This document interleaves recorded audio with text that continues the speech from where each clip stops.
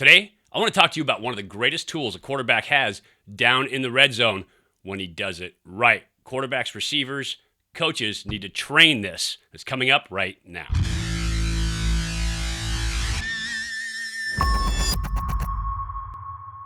Hey everybody, welcome to Elite Athletes TV. I'm Mike Pulaski, former 11-year pro quarterback and quarterbacks coach here at EliteAthletesTV.com.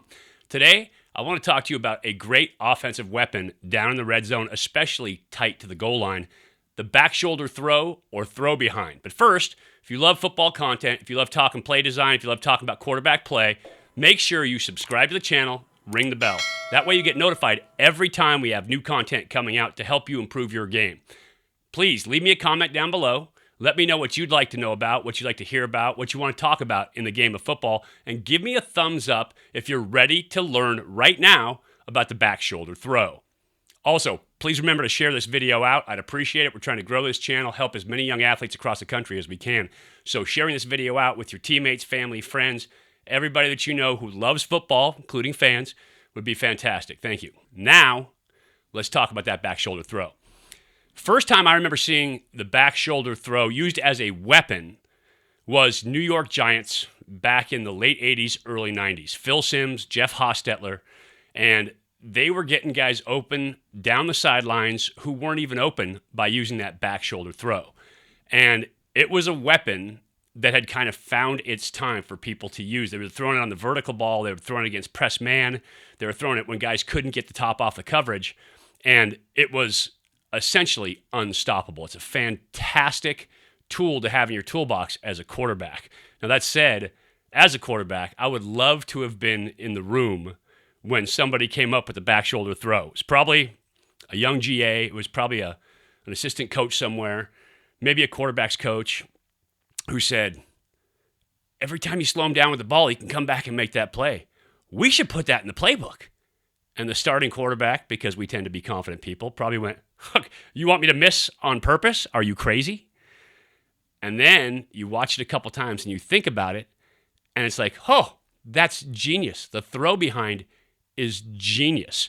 There's always been a thought process of mismatches in football, right? You put your big guy against their small DB or your faster receiver against your slower DB. You match up running backs against a linebacker. But when a guy is evenly matched on the outside versus a corner, and you've got the go route or you've got the slant, they're playing press man, the DB's going to take that inside position. Well, if you try to beat him on the go, he's trying to funnel you that way, create leverage for himself so he can ride your hip pocket. And it used to be you just throw that ball over the top and hope that your guy makes a play or boxes him out, throw a perfect ball.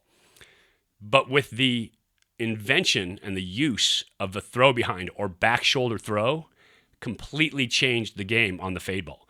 Because now, no matter what the DB does, he's wrong. If he tries to get inside leverage, trail, come from behind, you throw the fade over the top.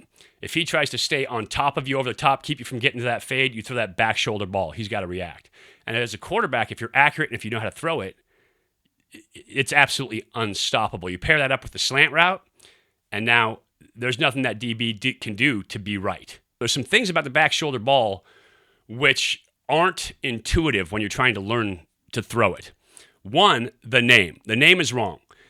It used to be called a throw behind. That was the big name for it. You're going to use the throw behind on the receiver because you're throwing behind him.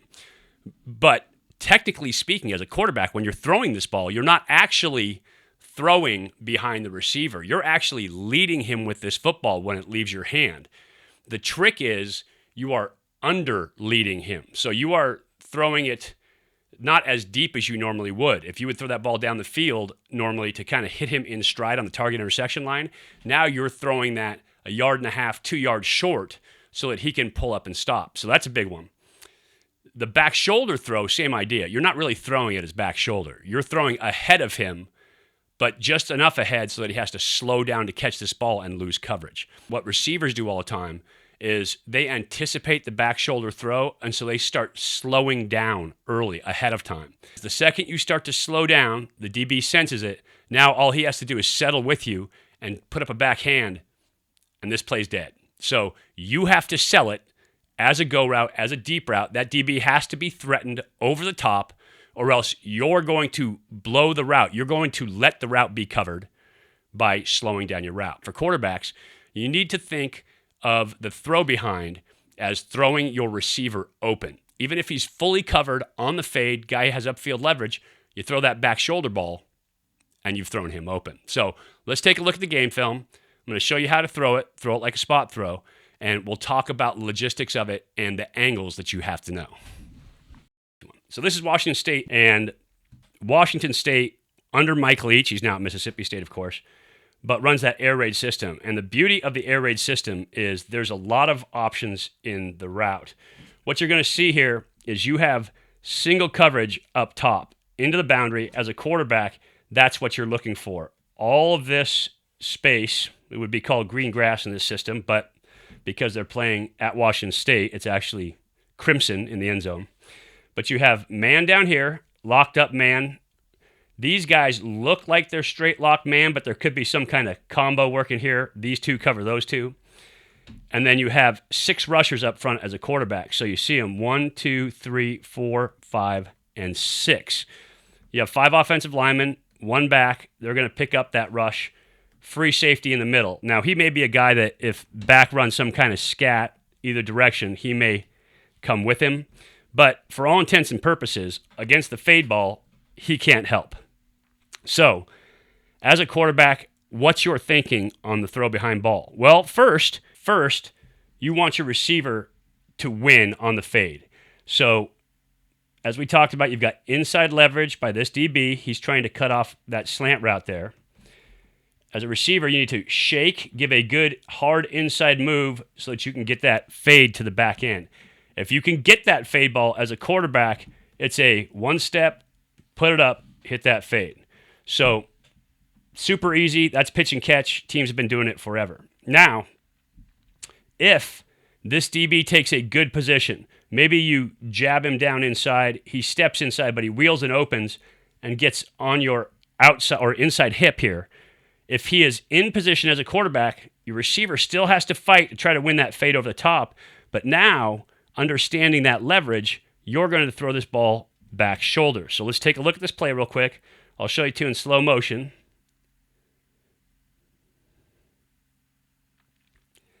You see on the snap, you get a good shake on the outside.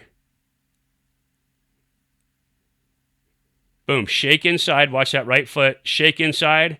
Step to the outside. DB dipped inside, but he stayed in good position. Little hand battle. He's still in good shape. You might be able to throw that fade ball, but as a quarterback, you're thinking right now, if he doesn't have upfield leverage, meaning if he's not on top of this DB, I'm going to throw this back shoulder ball. If he has that leverage to get up top, now back of the end zone is my target. But because he doesn't, they're even right now down here on the fade. You can see Anthony Gordon, who's an absolute stud as a quarterback, was fantastic for Washington State. He's already releasing this football for that back shoulder throw. Where he's actually throwing it, you see, receiver right now is on the 2.5, 3 yard line. So he's not actually throwing this ball behind the receiver. If he did, he would be throwing it back here. Where he's throwing to is a point on the back shoulder on the field where this receiver is going to intersect and put it just behind him. And this is the thought process you need to get as a quarterback, is you're literally throwing upfield, but just behind the receiver. You can see the catch there. He catches it about 3.5 yards into the end zone.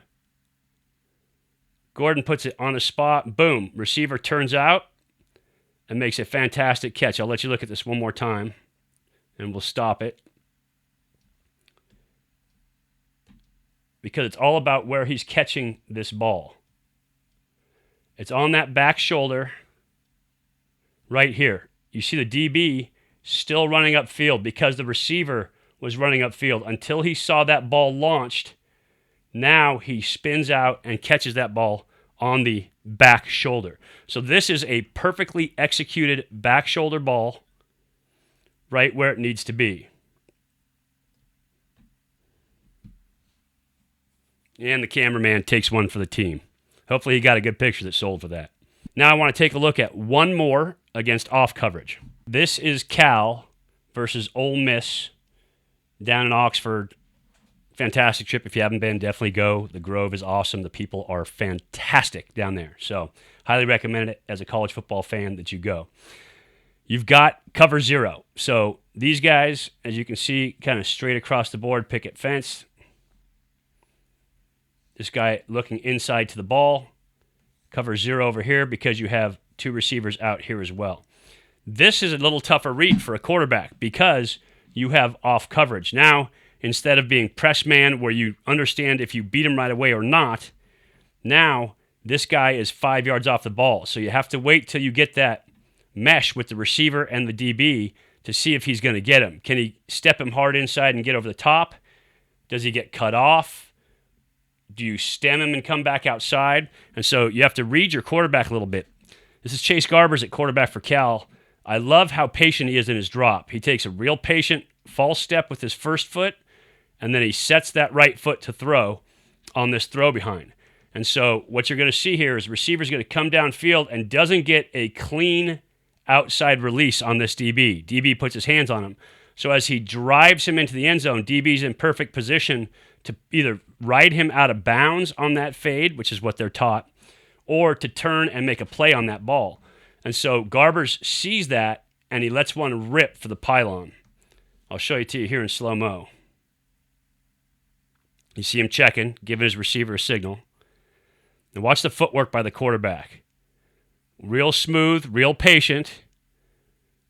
Left, right, rock it, and rip it. And throws that perfect back shoulder ball.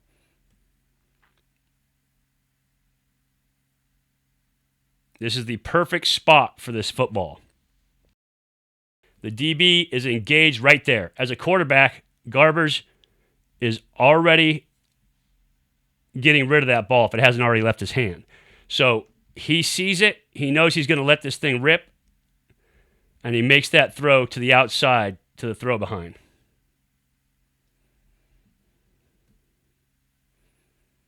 Receiver's tangled up.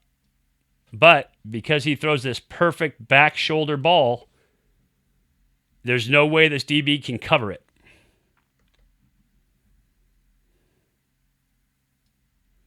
Let me clear that screen for you there. One more time. Boom. Back shoulder in the hip on the pylon. Money. And at first when he threw this, because I announced the Cal games, I do the radio, I thought he was throwing this for this receiver coming out of his break. I thought that's where he's ripping it. But Chase is pretty accurate. And talking to him after the game, he was throwing this back shoulder because this DB turned his head and then turned his hips. Even though he's engaged, he couldn't see where this ball was going. And that's a good read by a quarterback. Head across, over-leaning.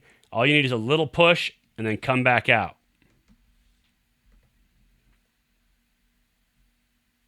And I'll show you one more time what I'm talking about on the angle.